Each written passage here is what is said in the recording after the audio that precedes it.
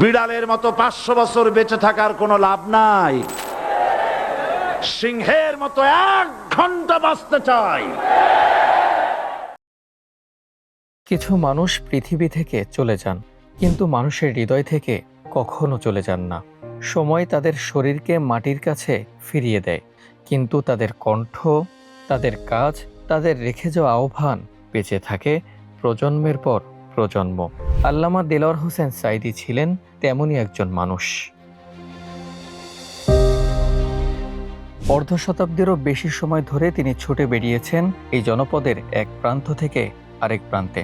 শহরের আলোকিত মঞ্চ থেকে গ্রামের ধুলোমাখা ময়দান, সবখানেই ছিল তার একটি মাত্র আহ্বান, ফিরে এসো আল্লাহর দিকে, ফিরে এসো কোরআনের দিকে।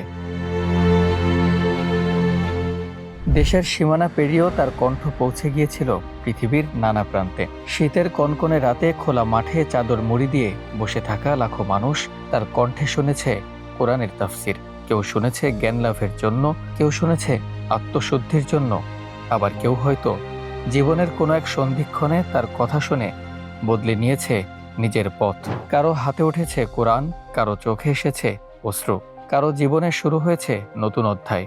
কারণ তার আলোচনার কেন্দ্রে ছিল মানুষ নয়, ছিল কোরআন। তার জীবনের বড় একটি অংশ কেটেছে কোরআন শেখা, কোরআন শেখানো এবং কোরআনের কথা মানুষের কাছে পৌঁছে দেওয়ার কাজে। কোরআনের শিক্ষা ও প্রসারের জন্য তিনি যুক্ত ছিলেন নানা প্রতিষ্ঠান এবং উদ্যোগের সঙ্গে। আর তার ওয়াজের ময়দান হয়ে উঠেছিল অসংখ্য মানুষের ধর্মীয় শিক্ষার এক অনানুষ্ঠানিক পাঠশালা। অনেকের কাছে তিনি ছিলেন একজন তাফসিরকারক, অনেকের কাছে একজন শিক্ষক, কারো কাছে একজন দায়ী, আর অগণিত মানুষের কাছে তিনি ছিলেন প্রিয় সাঈদী হুজুর। তার কণ্ঠের সঙ্গে জড়িয়ে গিয়েছিল মানুষের আবেগ, স্মৃতি ও ভালোবাসা। একদিন ইতিহাস থেকে আমিও হারায় যাব। এক সময় মানুষের সেই ভালোবাসা তাকে তাফসিরের ময়দান থেকে নিয়ে যায় জাতীয় সংসদে। সংসদ সদস্য হিসেবে তিনি কথা বলেছেন ধর্মীয় মূল্যবোধ নিয়ে, মাদ্রাসা শিক্ষা নিয়ে, আলিয়া ও কওমি শিক্ষার নানা বিষয় নিয়ে এবং সাধারণ মানুষের বিভিন্ন দাবি ও অধিকারের কথা। তার রাজনীতি, মতাদর্শ ও কর্মকাণ্ড নিয়ে মতপার্থক্য থাকতেই পারে, কিন্তু একটি বিষয় অস্বীকার করার উপায় নেই, বাংলাদেশের ধর্মীয় ও রাজনৈতিক ইতিহাসে তার প্রভাব ছিল গভীর, আর তার অনুসারী ও জনসমর্থনের পরিধি ছিল বিপুল। তাকে ঘিরে তৈরি হয়েছিল এক বিশাল আবেগের জগৎ, যে আবেগ কারাগারের দেয়ালও আটকে রাখতে পারেনি। শুধুমাত্র হিন্দুস্তানের রাজাকারেরাই আমাকে রাজাকার বলতে পারে। আমি রাজাকার নই। আমাকে রাজাকার বলে যদি তাকেও প্রমাণ করতে না পারে 10 কোটি টাকার মানহানি মামলা দায়ের করব। জীবনের শেষ অধ্যায় ছিল দীর্ঘ কারাবাস, বিচার ও নানা বিতর্কে ঘেরা। তার বিরুদ্ধে আনা অভিযোগ, বিচার প্রক্রিয়া এবং রায় নিয়ে দেশে বিদেশে তীব্র বিতর্ক তৈরি হয়েছিল। তার সমর্থকেরা সেই বিচারকে অন্যায় ও রাজনৈতিকভাবে প্রভাবিত বলে মনে করেছিলেন। আর রায় ঘোষণার পর বাংলাদেশ জুড়ে যে ব্যাপক বিক্ষোভ ও সহিংসতার ঘটনা ঘটেছিল, সেই অধ্যায়ও এদেশের সাম্প্রতিক ইতিহাসে এক গভীর ক্ষত হয়ে আছে। রাজপথে ঝরেছিল বহু মানুষের রক্ত, অসংখ্য পরিবার হারিয়েছিল আপনজন। সেই উত্তাল সময়ে একটি বিষয় স্পষ্ট হয়ে উঠেছিল, একজন মানুষকে কারাগারে বন্দী করা যায়, কিন্তু মানুষের হৃদয়ে তার জন্য তৈরি হওয়া ভালোবাসাকে বন্দী করা যায় না। কারাগারের দেয়াল তার শরীরকে আটকে রেখেছিল বছরের পর বছর, কিন্তু সন্ধ্যা নামলেই বাংলাদেশের অসংখ্য ঘরে বেজে উঠত তার কণ্ঠ। তাফসিরের রেকর্ডিং চলত, মানুষ শুনত, কেউ নীরবে চোখের পানি ফেলত, কেউ হাত তুলে দোয়া করত। যে কণ্ঠ একসময় লাখো মানুষের সামনে সরাসরি উচ্চারিত হতো, সেই কণ্ঠ তখন পৌঁছে যাচ্ছিল ঘরের ভেতর একটি ছোট্ট রেকর্ডিংয়ের মাধ্যমে। পুরা মধ্যপ্রাচ্য, ইউরোপ, আমেরিকা, এশিয়া অর্থাৎ দুনিয়ায় বাংলাদেশি মুসলমান যত জায়গায় আছে সব জায়গায় এর অডিও ভিডিও ক্যাসেট ছড়িয়ে পড়তেছে। আলহামদুলিল্লাহ। প্রজন্ম বদলেছে, সময় বদলেছে, প্রযুক্তিও বদলেছে, কিন্তু তার কণ্ঠের আবেদন অনেক মানুষের কাছে রয়ে গেছে একই রকম। কারণ কণ্ঠ থেমে যেতে পারে, কিন্তু একটি আহ্বান থেমে যায় না।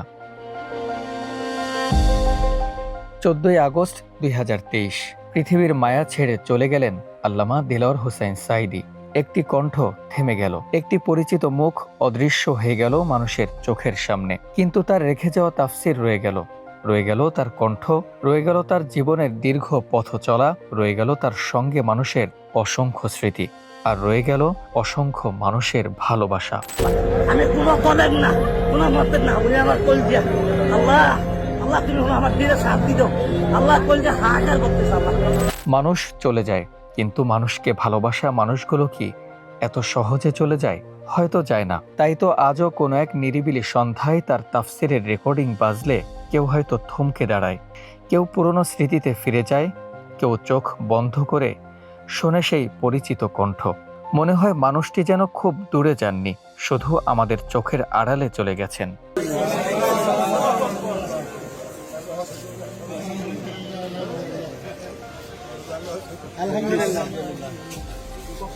কবি আল মাহমুদ লিখেছিলেন, পৌঁছতে চাই প্রভু তোমার সান্নিধ্যে, তোমার সিংহাসনের নিচে একটি ফুরফুরে প্রজাপতি হয়ে, যার পাখায় আঁকা অনাদিকালের অনন্ত রহস্য। কি আশ্চর্য এক আকাঙ্ক্ষা! যে মানুষটি সারা জীবন মানুষকে ডেকেছেন তার প্রভুর দিকে, আজ তিনি নিজেই চলে গেছেন সেই প্রভুর সান্নিধ্যের পথে। হয়তো জীবনের দীর্ঘ পথ চলার শেষে মানুষের কোলাহল পেরিয়ে তিনি পৌঁছে যেতে চেয়েছিলেন সেই মহামহিম সত্তার কাছে, যার কথা তিনি সারা জীবন বলেছেন, যার দিকে মানুষকে ডেকেছেন, যার কিতাবের ব্যাখ্যা করতে করতে কেটে গেছে তার জীবনের অর্ধ শতাব্দীরও বেশি সময়। হয়তো সেই অনন্ত রহস্যের কিছুই আমরা জানি না মৃত্যুর ওপারের সেই জগৎটা কেমন। শুধু জানি আল্লাহই সর্বাধিক জ্ঞানী, আল্লাহই শেষ বিচারক। 14ই আগস্ট আবারও ফিরে এসেছে সেই দিন, আবারও মনে পড়ছে সেই কণ্ঠ, সেই তাফসীর, সেই ময়দান, সেই লাখো মানুষের সমাবেশ, সেই ডাক, আল্লাহর দিকে ফিরে আসুন।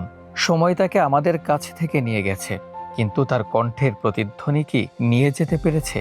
না, কারণ কারাগারের দরজা একজন মানুষকে বন্দী করতে পারে, কিন্তু মানুষের হৃদয়ে তার জায়গাকে বন্দী করতে পারে না।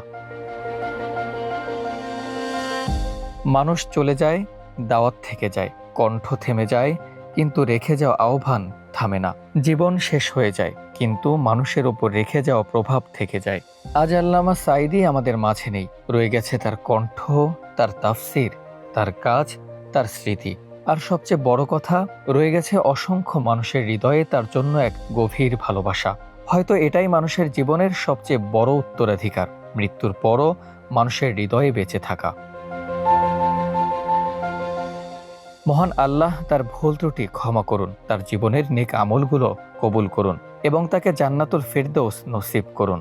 আর তার রেখে যাওয়া কোরআনের আহ্বান যেন আমাদের জীবনেও ফিরে আসার কারণ হয় আল্লাহর দিকে, কোরআনের দিকে, সত্য ও ন্যায়ের দিকে।